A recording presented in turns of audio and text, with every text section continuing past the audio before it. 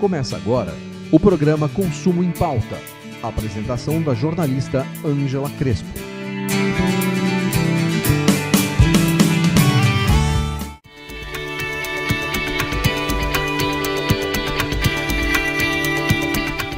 Olá, estamos aqui com o programa Consumo em Pauta e hoje o nosso convidado é Alexandre Diogo, presidente do IBRC, Instituto Ibero-Brasileiro de Relacionamento com o Cliente. Para quem ainda não sabe, é o IBRC, o instituto que realiza todos os anos o ranking Exame IBRC de atendimento ao cliente.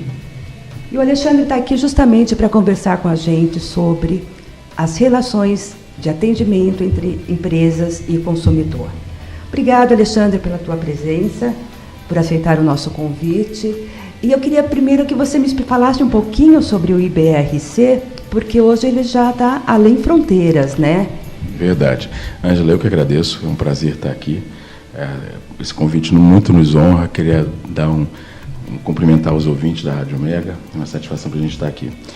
O IBRC, a gente fez esse ano 19 anos de vida como uma entidade isenta. Nosso grande foco é mediar, trabalhar as relações de consumo, nem do lado da empresa, nem do lado do consumidor. Então, nós não somos nem uma entidade que defende o consumidor, nem somos uma entidade que agremia ou associa empresas. Nós somos um instituto com a finalidade de fazer mediação entre os dois, de gerar conhecimento científico. O estudo que a gente faz com o Exame, que você citou, é um desses. A gente está aí, nascemos Instituto Brasileiro de Relacionamento com o Cliente, viramos Ibero-Brasileiro, a gente já está em Portugal há 5 anos, estamos indo para a Espanha também e já estudando expansão para a América do Norte.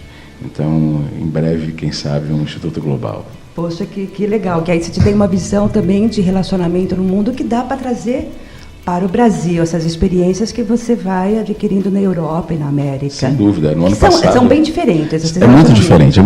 Inclusive, ano passado, a gente passou a integrar a Aliança Global Lime Bridge, que é o Observatório Internacional do Relacionamento com o Consumidor, que é um pool de entidades no mundo inteiro, com a sede na Malásia, que é bem interessante, onde a gente troca conhecimento de estudos científicos. Então, a gente tem muito acesso a tudo que se faz e a tudo que se estuda com relação à relação de consumo, com relação ao atendimento ao cliente, no resto do mundo inteiro. Então, a gente pode comparar bastante o Brasil com o resto do mundo. Então, é bem interessante. E estamos muito distante em termos de qualidade de atendimento? Estamos muito distantes ainda em termos de qualidade. A gente vinha tendo uma melhoria gradual, não era exatamente lenta, mas era gradual, era até uma melhoria boa, ano após ano. E o que a gente percebe, o nosso diagnóstico hoje, Ângela, é que, infelizmente, nos 2 últimos anos, com a crise econômica que o país vem vivendo, no ano passado, muito mais um anúncio de crise, muito mais uma instabilidade do que crise. Efetivamente, esse ano, crise efetiva, com redução do poder de compra, com redução do poder de investimento, a gente está retrocedendo na questão do atendimento ao cliente. As empresas estão deixando de investir. Alguns processos que já estavam... Só deixando de investir em PAs, em pontos de atendimento, deixando de investir em melhorar a qualidade desse atendimento, no que é que elas estão deixando de investir? As empresas estão deixando de investir em praticamente todos os momentos que a gente considera como sendo importantes na questão do atendimento ao cliente. E o principal corte de investimento, que já não era grande coisa no Brasil, é a questão do desenvolvimento de pessoas. A gente percebe que o desenvolvimento de pessoas está cada vez mais curto. Algumas empresas faziam, quando entrava, porque você sabe que nessa área o turnover é muito alto, né? Você troca muito de gente. Algumas empresas, e a gente tem visto assim, e não é só call center terceirizado não, que isso é uma outra questão para a gente falar ao longo desse nosso bate-papo aqui. Mas mesmo call centers próprios, em grandes empresas nacionais e multinacionais, a gente tinha, quando o atendente entrava, o assistente de atendimento entrava no call center, ele tinha um período X de treinamento antes de efetivamente cair na PA, né? Antes de cair no atendimento. Hoje, isso está pela metade em algumas empresas. Eu estou falando de grandes marcas, grandes empresas premium, empresas bem vistas na questão do relacionamento com o consumidor. O que dirá nas empresas que já não eram tão boas assim? Então, o primeiro grande corte que a gente percebe, isso no mundo real, isso com dados concretos, é na questão do desenvolvimento das equipes de atendimento. né? Isso tem caído muito. Por exemplo, você pegar uma empresa grande na área de cosméticos que fazia 3, 4 semanas, às vezes até um pouco mais, dependendo da função, dependendo de onde ela fosse, do atendimento ao cliente, era a época de treinamento. Hoje em dia faz uma semana, né? E aí é uma redução muito grande. E como isso vai impactar daqui para frente nesse relacionamento com o consumidor? As empresas falam tanto em imagem, preservar a imagem, atender bem o consumidor por causa dessa imagem, e inclusive quando a gente pensa, né, no nosso mundo de hoje, que é completamente virtual, que o consumidor está aí indo para as mídias de internet, as mídias sociais, para se relacionar com a empresa. Como vai ser, então, o resultado se continuar dessa forma? A gente já tem um resultado concreto, né? Um resultado palpável, que já está a deteriorização da qualidade do atendimento prestado, ela vem caindo. A gente tinha conseguido uma curva ascendente nessa qualidade de atendimento, a gente tinha conseguido atendentes mais preparados, atendentes melhores, e algumas grandes empresas têm feito isso cair muito. Por exemplo, pessoas... Um fato objetivo que todo mundo vive. Você liga para um call center 2, 3, 4 vezes e você recebe 2, 3, 4 informações diferentes a respeito de um mesmo questionamento. E isso, por que você liga 2, 3, 4 vezes? Porque a primeira informação, ela já não te passou segurança, né? Você já não ficou seguro com aquela primeira informação.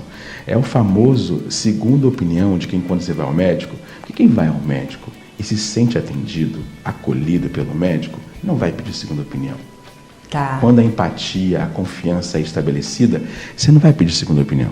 Assim como a questão da segunda opinião é o grande problema hoje na lucratividade dos planos de saúde, a questão do recontato, da rechamada, do não atendimento de um indicador fundamental para call center, que é o First Call Resolution, que é resolver no primeiro contato, não funciona. Porque não está havendo desenvolvimento. Então a pessoa liga 2, 3, 4 vezes, ela fica desnorteada, né?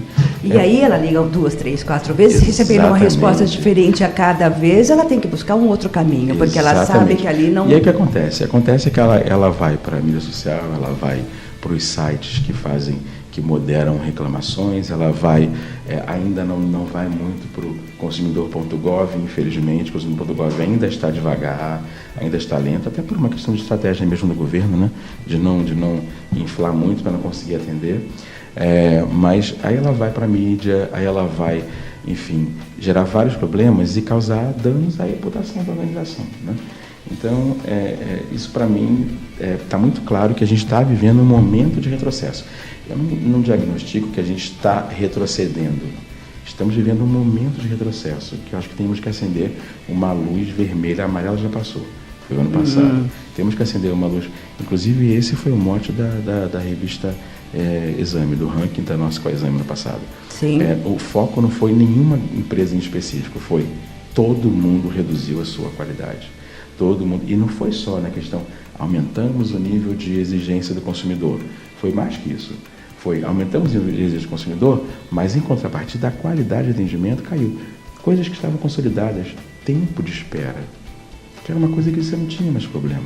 Você tem uma lei que rege isso hoje para as reguladas, que é o Decreto 6523, a famosa lei dos saques. Um exemplo claro para você, tempo de atendimento.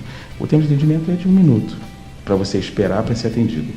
Liga para uma telecom hoje, em algumas em específico, como a Vivo, por exemplo, e você vai levar de 5 a 10 minutos aguardando para ser atendido. É um enorme retrocesso que a gente está vivendo em coisas que já estavam cristalizadas. O que é a questão de levar 5 minutos, 10 minutos para ser atendido? É um outro gap de investimento que você me perguntou no começo. Eu falei que o primeiro é desenvolvimento, o segundo é na PA em si. As empresas continuam vendendo localmente, continuam crescendo localmente, continuam ampliando a sua carteira de clientes, mas não estão investindo, isso também não é novidade, né? Mas não estão investindo proporcionalmente em aumentar a sua área de atendimento, né? E aí não funciona. Agora, eu sempre fico com uma dúvida, um questionamento na cabeça, se a gente tem, e nunca ninguém consegue me solucionar isso, quer dizer, me esclarecer sobre isso. Se você tem uma empresa, se eu sou cliente de uma empresa que ela não tem essa qualidade no atendimento que eu, consumidor, gostaria que tivesse, por que eu continuo com ela, então? A gente tem um problema no Brasil. Então, o consumidor também não está precisando de mudar o seu comportamento? A questão cultural não é só na empresa, é também no consumidor, né? Nós temos uma ideia disseminada que é todo mundo ruim. A ideia que o consumidor faz, não, mas para mudar para quê? Eu mudo de uma para outra e é tudo igual. Eu mudo da Vivo para Claro, da Claro para TIM, da TIM para Oi, da Oi para Nextel e tanto faz. Só que não é assim. A gente tem sim nuances de qualidade diferenciadas. E aí a gente tem uma outra questão para complicar um pouco, só para falar de telecom, que é a questão, por exemplo, da qualidade de produto em si. Porque aí a gente tem um outro problema. São duas coisas diferentes. Eu tenho a questão da qualidade de produto, no caso de telecom, o sinal em si, que não necessariamente acompanha a qualidade de atendimento. E vice-versa, né? Então a gente acaba virando essa encruzilhada e o consumidor ele se acomoda um pouco nisso, né? Toda vez que eu falo em algum lugar, eu costumo dizer sempre, a principal questão do consumidor brasileiro é desacomodar, é parar de achar que é tudo igual, porque não é tudo igual. Se todo mundo, a gente teve a capacidade, a possibilidade de migração, esqueci, me fugiu o nome agora, que é a portabilidade. A portabilidade. E a portabilidade, todas as empresas de telecom ficaram em desespero, achando que havia uma baixa enorme, que havia uma movimentação gigante. Ainda que houvesse uma migração em massa de um para outro, de outro para um, de outro para um, isso não aconteceu. Não aconteceu.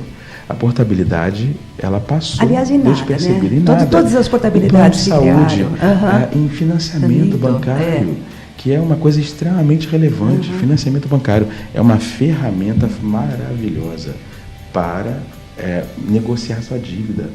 A portabilidade do financiamento bancário. Então, entramos naquele contexto de que o consumidor também precisa mudar o seu comportamento e se educar para o consumo. Aí sim ele vai ter um poder, um empoderamento, na verdade, de dizer sim ou não. É isso, para cada uma das empresas, e talvez as empresas melhorem o seu atendimento. A minha grande crítica ao programa que foi lançado há pouco tempo atrás pelo governo federal com relação ao Programa Nacional de Defesa do Consumidor foi que ele não continha nenhum item de educação para o consumo. Ok. Alexandre, vamos dar uma pausa para um pequeno intervalo e a gente volta em seguida com Alexandre Diogo do IBRC.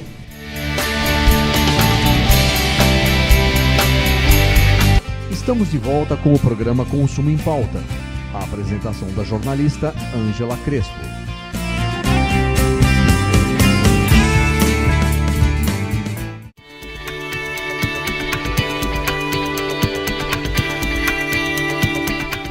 Olá, voltamos aqui ao nosso bate-papo com Alexandre Diogo, presidente do IBRC, o Instituto Brasileiro, Brasileiro de Relacionamento com o Cliente, e a gente está batendo um papo justamente sobre atendimento ao consumidor por parte das empresas. E uma coisa que me chama muita atenção, Alexandre, por que ainda as empresas não avançaram no diálogo claro e transparente com os seus clientes? A gente tem leis, tem normas, tem novas tecnologias aí, mas o consumidor continua reclamando dos serviços de atendimento das empresas. O que você tem a dizer sobre isso? Quando que a gente vai melhorar ou vamos mudar esse comportamento das empresas? Perfeito, Ângela. Essa questão de não melhoramos ainda, né? Como eu disse no primeiro bloco, a gente vinha melhorando e deu uma parada assim, deu uma retrocedida importante. E o que falta nas empresas hoje? Ainda falta. Falta uma coisa chamada cultura real. Porque todo mundo já coloca hoje, o que já é um avanço, mas enfim, todo mundo já coloca hoje nos seus missão, visão, valores, o cliente está lá, está em todos os momentos, está em todas as campanhas, está tudo muito bonito. Mas na hora que vem o planejamento estratégico, ele não está. O cliente não participa. Na hora que vem lá o corte de despesas, em momento de crise ou não, o que é a primeira área a ser cortada? A área de atendimento. São grandes volumes de pessoas, porque né? é volume. Aí corta a pessoa, corta desenvolvimento, corta a tecnologia. A questão que você falou uma palavra que me chamou a atenção, que é a transparência. As empresas ainda não conseguem ser transparentes 100% com os seus consumidores. E isso é muito crítico no Brasil. A gente ainda vive o famoso SCC. Sabe qual é SCC? Que eu gosto desse termo que você usou. Colou. Infelizmente. As empresas sabem que por conta do perfil de consumidor que a gente tem, que está mais exigente, está mais aguerrido, mas está muito longe de um padrão europeu, de um padrão americano, muito longe. De um padrão europeu e americano. Então, as empresas ainda usam esse colar-colou, porque a cada 10 pessoas que são lesadas, por exemplo, pegar um exemplo da área financeira, que é básico, que é, desde sempre, Código de Defesa do Consumidor, é inquestionável, ninguém duvida, que é a questão, por exemplo, de financiamento.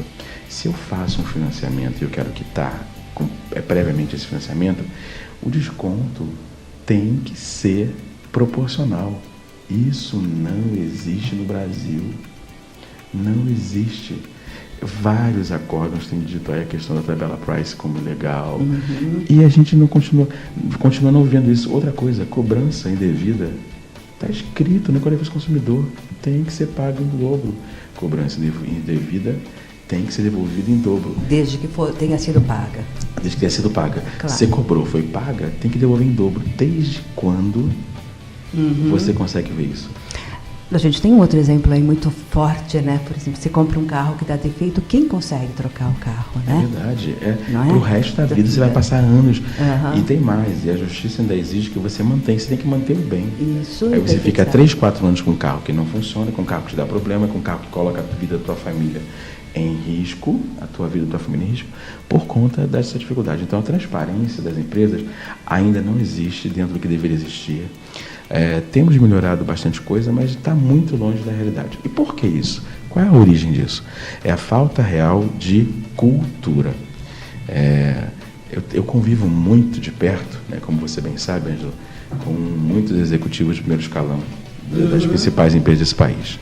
Então, eu convivo muito de perto com CEOs, com diretores, com gestores executivos, com vice-presidentes, e é incrível como o discurso não se coaduna com a prática.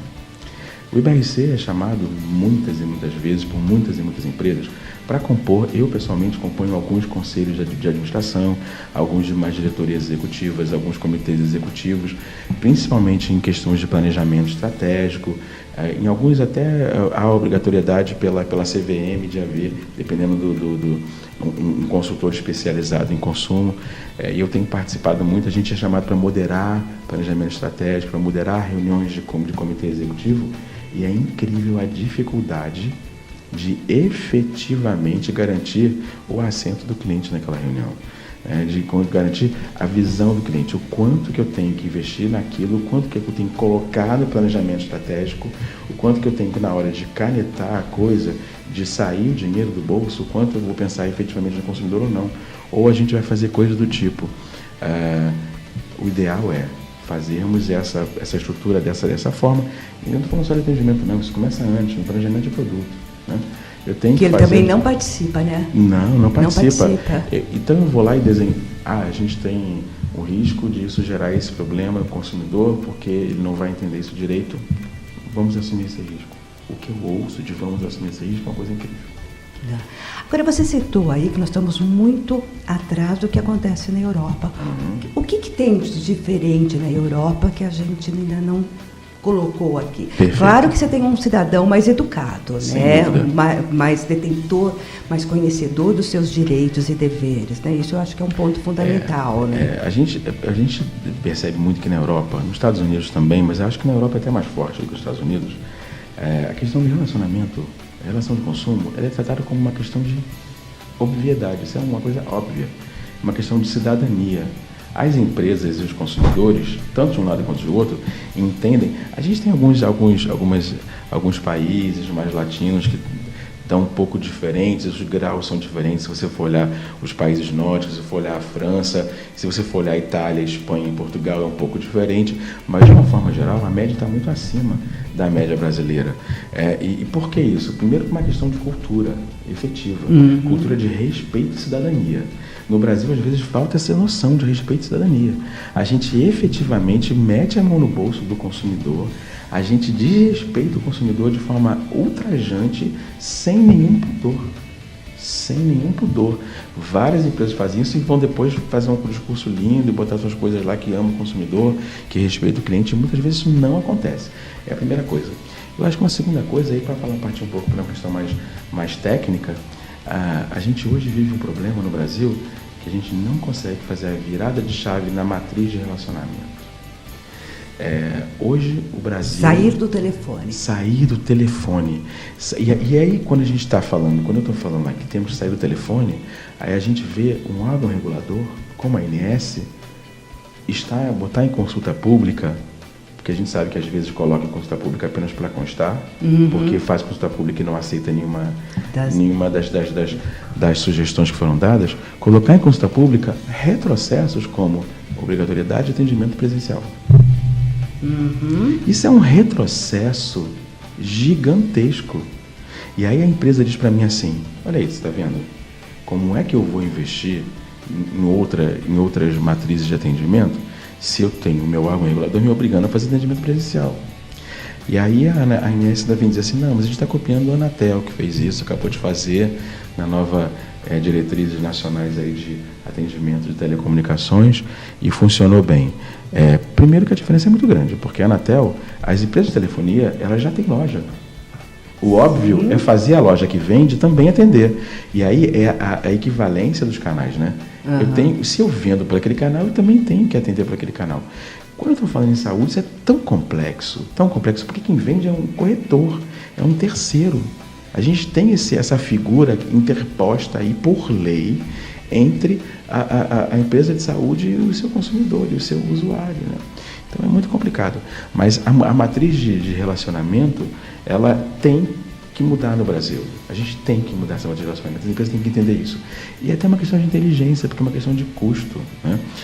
Por exemplo, no Brasil, nós fazemos 95% dos atendimentos no Brasil acontecem via telefone. A matriz, o canal é telefônico. Nossa, só temos 5%? 5% do atendimento é web. 5% do atendimento Eu pensei que estava maior. Não. Infelizmente ainda está muito, muito ruim, muito baixa, né? E na Europa, por exemplo, nos Estados Unidos, isso é 70-30. O telefônico e vai ser para sempre, ou por um bom tempo, a matriz mais importante. Mas a gente tem que começar a fazer a migração. O telefone nos Estados Unidos é 70-30 web. Se eu for para a Europa, é 60-40.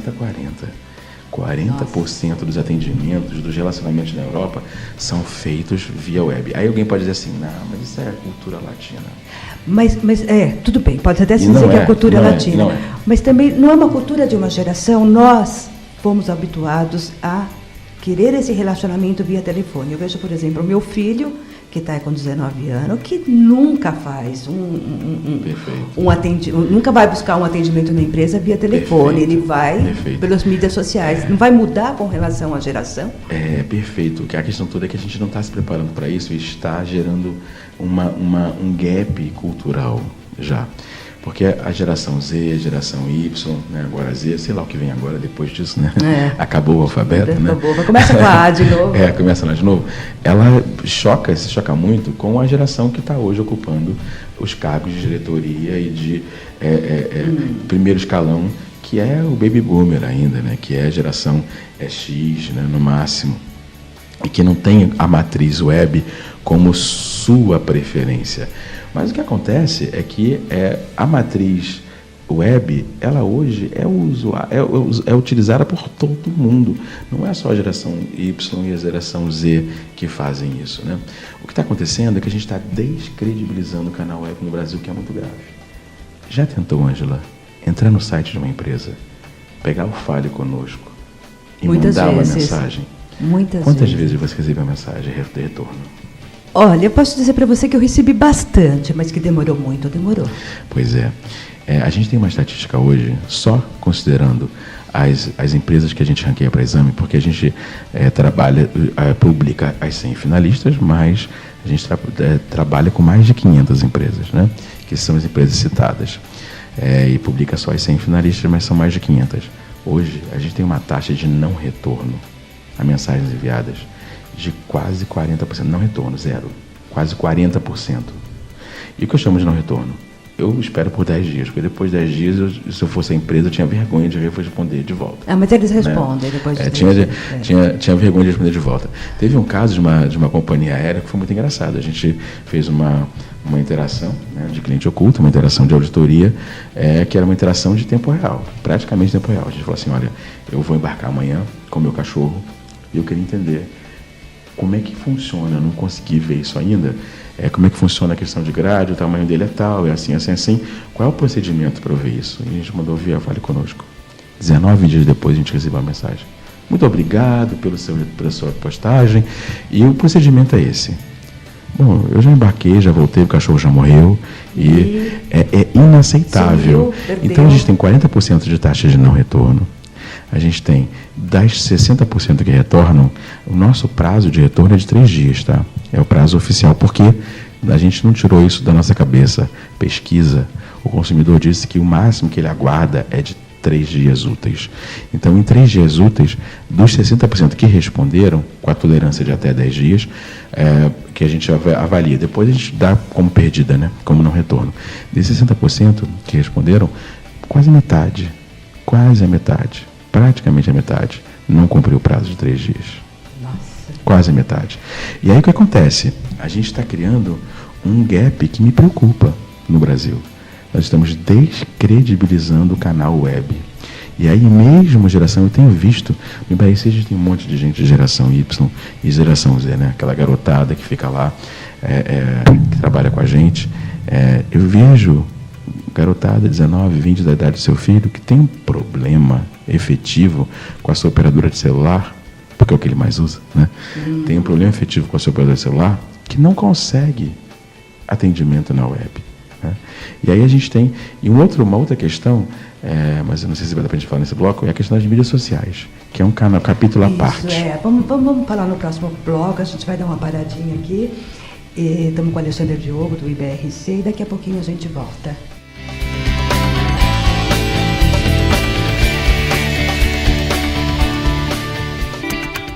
Estamos de volta aqui com o Alexandre Diogo no programa Consumo em Pauta, na Rádio Mega Brasil. Ele é do Instituto Brasileiro, Ibero Brasileiro, eu sempre esqueço o Ibero aqui, Instituto Ibero Brasileiro de Relacionamento com o Cliente. E no bloco passado ele estava falando para nós sobre a matriz de atendimento que nós estamos, o Brasil está bem atrasado com relação a isso. Mas eu queria te fazer uma pergunta com relação a isso. As empresas não estão indo para a web no atendimento porque elas podem imaginar um volume muito maior do que hoje tem no telefone. O telefone, de certa forma, dá uma brecada nisso, né? Uma outra coisa que eu gostaria de ver com você é que quando a gente fala no atendimento via web, as empresas não podem se restringir a atender o consumidor, mas oferecer para ele conteúdo que ele não precise demandar o atendimento. Seria essa a lógica? Perfeito, Ângela, perfeito. Bom, a primeira coisa que eu queria abordar, como você colocou aí, é a questão de oferecer a ele alguma coisa além, né? Agir preventivamente e não apenas reativamente, né? A gente teve uma regulação recente da Anatel que obrigou todas as empresas a terem um atendimento web privado, que o consumidor entra lá e aí ele tem lá login e senha, ele entra e o formato da Anatel brilhante é exatamente esse. Não é só oferecer para o cara reativamente uma resposta a uma demanda, é ter lá nessa sua área privada dentro da web, que você entra lá no site, é o famoso Minha Oi, Minha TIM, Minha Vida, sei lá, como é que cada um chama. Você entra lá, você se loga, né? Você vai com o login sem, tem uma questão de segurança, e você então tem lá à disposição diversas coisas. Tem lá o contrato seu, para você tirar a dúvida a qualquer momento. Você tem lá todas as contas acumuladas, a conta que vai vencer, você vai acompanhando tudo isso. Então é exatamente essa linha que você colocou. Mas é triste que a gente tenha visto que isso só tenha acontecido por uma imposição do órgão regulador. Mas eu iria além dessa informação. Acho que essas informações são super importantes. Perfeito. Mas a dúvida, né? O que é que ele tem dúvida? Será que eu já não posso disponibilizar isso, essa informação, antes que ele precise? Esse seria o estado da graça, né? Ai, como seria, né? Esse seria um mundo perfeito, em que a empresa, ela fizesse por exemplo, para que servem as ouvidorias? As ouvidorias não têm a função de diagnosticar quais são os problemas que precisam de revisão de processo? Então, pronto, já diagnosticou, meia dúzia de pessoas tiveram aquele problema, não espera que outros tenham. Já disponibiliza a informação.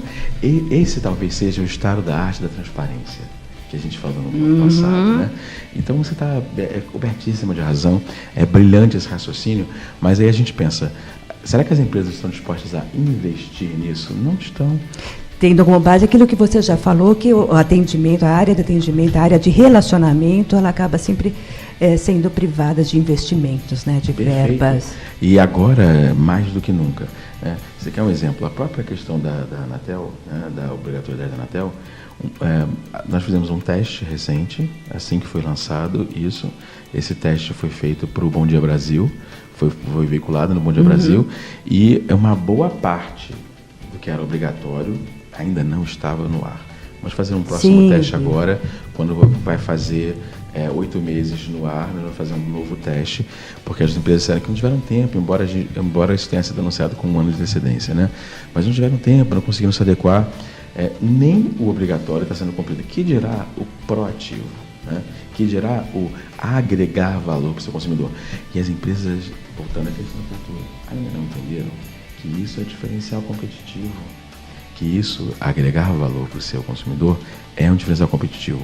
É o que vai fazer o cara continuar e mais que continuar. Porque a gente hoje tem um problema que você falou, né? O consumidor não troca. Ele não troca, mas ele detrata. Ele fica, né? É o que a Bain Ele espalha. Ele é detrator. É o que a Bain Company americana, que é quem criou o Net Promoter Score, o indicador de fidelidade, chama de lucro podre. O que é o lucro podre? É um cara que está comprando com você, que está gastando contigo, mas ele fala mal de você. Ele impede que você tenha novos clientes, ele mina a sua reputação. Então é um lucro podre, é o cliente que você não quer ter na base, né? E isso hoje acontece demais no Brasil, né?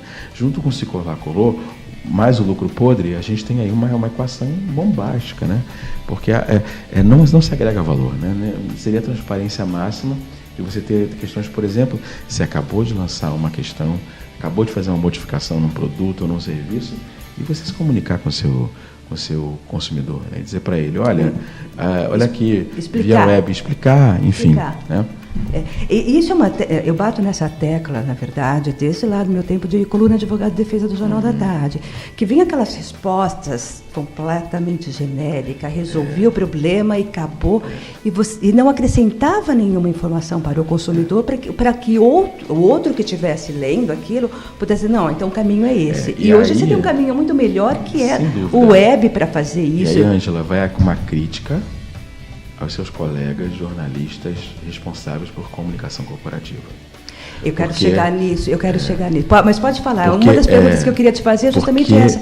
Como que a comunicação corporativa pode, de certa forma, trabalhar o atendimento ao consumidor e não se limitar a ficar mandando para jornais ou para veículos, qual seja ele, ou até mesmo as mídias sociais, essa resposta tão simples que acaba estimulando o outro consumidor a buscar o mesmo caminho. E a sensação de não fui respondido. Né? Principalmente. Essa é a sensação de não foi respondido. Então, as áreas de comunicação corporativa das empresas, assim como as áreas jurídicas das empresas, elas minam muito a área de relacionamento porque elas impedem, elas trabalham contra a transparência. Como se a transparência fosse algo ruim para a empresa. Por exemplo, você no jornal viu muito isso, na coluna de defesa do consumidor, todas as pessoas vinham, Nádia Sampaio, hoje a Luciana, as respostas são assim, nós já falamos com o consumidor, isso já foi tratado. Ou então é aquela coisa absurda de, investimos 200 e tantos milhões nisso, naquilo, melhoramos, não sei o quê. Não foi isso a pergunta que o consumidor fez. Não é essa a resposta que você quer ter. A questão de trabalhar contra a transparência é muito grave. Por quê? Porque ainda há a cultura na comunicação corporativa das empresas que, se você falar, abrir o coração e disser desculpa, eu errei, isso é ruim para a imagem da organização. Isso é um erro grosseiro no mundo de hoje, né? Desculpe, eu errei e vamos fazer isso, isso e isso para não errar mais, né? Agora, para você dizer desculpe, eu errei e aceitar o erro, isso tem que necessariamente vir acompanhado de quais são as providências para não errar mais. E o problema é que não necessariamente a empresa está a fim de não errar mais. Então, eu colocaria isso, quer dizer, a imprensa acaba, a comunicação corporativa dentro das empresas acaba refletindo o que é a empresa. Perfeito. Não perfeito. É, tem que vir lá de cima para alterar isso. Eu vejo até executivos bem intencionados, CEOs e diretores bem intencionados, e a área de comunicação corporativa assim, não, mas a gente não pode fazer isso, depõe contra a imagem da organização, melhor a gente não fingir, deixar passar, fingir que nada acontece, né? E eu vejo que isso tem mudado, isso tem melhorado.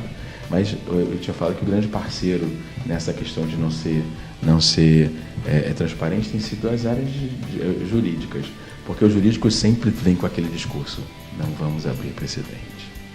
É muito triste ouvir sempre quando o jurídico diz isso. Não podemos abrir precedente. Se a gente declara que errou publicamente, numa ação estamos perdidos, né? Ok, já declaramos que erramos publicamente, então vamos. E nem vamos esperar a ação, vamos fazer um acordo já com esse cliente, né? Então é um caminho ainda muito, muito tortuoso para se desenvolver. E tudo isso perpassa por uma questão de cultura organizacional. Ainda no mundo real, na efetividade, estamos muito longe de ter uma cultura de respeito ao direito do consumidor e de entender que o único caminho para o lucro sustentado é respeitar o direito do consumidor.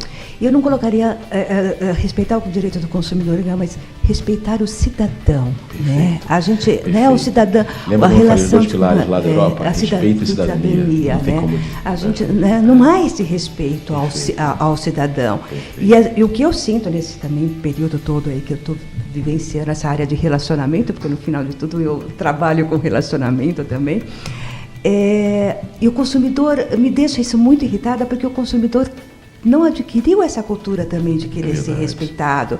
E aí você tem uma balança de exigir. Então, eu acredito que o consumidor tem que começar a se empoderar, né? Já falei sobre isso hoje, mas é dizer, olha, eu não quero mais ser teu cliente. Ele tem esse poder, né? Essa distância, que acredito que na Europa isso aconteça muito, né? Muito, demais, demais. É impensável uma empresa na Europa que eles de repente vêm até aqui para o Brasil e desrespeitam aqui, né? Mas lá na Europa, desrespeitar o consumidor de jeito nenhum, porque as coisas são muito críticas, muito rígidas. Por exemplo, existem associações de consumidores que têm mão muito pesada contra empresas que cometem desrespeito ao consumidor e à cidadania. A coisa é muito grave.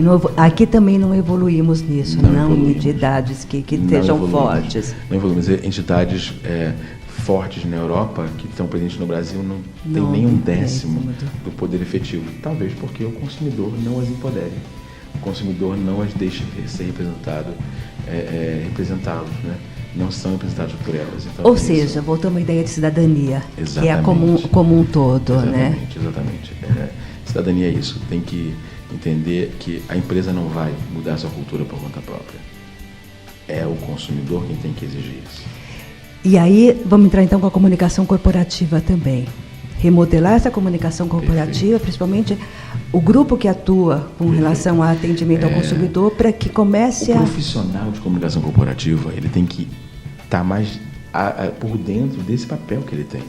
Muitas vezes eu acho que o profissional de comunicação corporativa ele não tem muito entendimento, a ciência desse papel dele com relação ao consumo, ele fica meio afastado da questão da relação com o consumidor. Eu acho que ele precisava entender mais, aprofundar mais e saber como é que o papel dele é importante nisso. Acho que a gente pode continuar esse debate, continuar conversando sobre isso para Vai ser um levar prazer. essa informação para ele.